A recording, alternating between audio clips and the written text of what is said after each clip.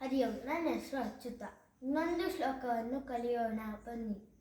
ಅಗಜಾನನಂ ಪದ್ಮಾರ್ಕಂ ಗಜಾನನಂ ಅಹರ್ನಿಶಂ ಏಕದಂತಂ ಅನೇಕದಂತಂ ಭಕ್ತಾನಾಂ ಏಕದಂತಂ ಉಪಾಸ್ಮಹೆ.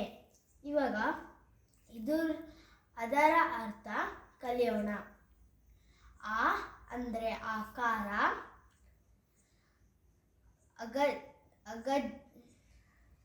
ಅಗಜಾನನ ಅಂದರೆ ಆನೆಯ ಮುಖವಿರುವನು. ಪದ್ಮಾರ್ಕಂ ಅಂದರೆ ಕಮಲ ಮೇಲೆ ಸೂರ್ಯದ ಕಿರಣ ಬಿದ್ದಾಗ ಪಾರ್ವತಿ.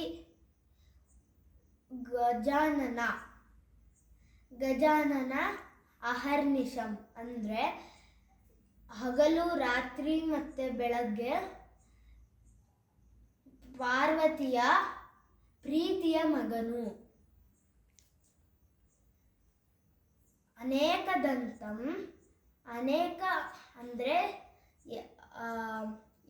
ಎಲ್ಲ, ದಮ್ ಅಂದರೆ ಇಚ್ಛಾ ಆಸೆ, ತಮ್ ಅಂದರೆ ಅದನ್ನು ಈಡೇರಿಸುವುದು.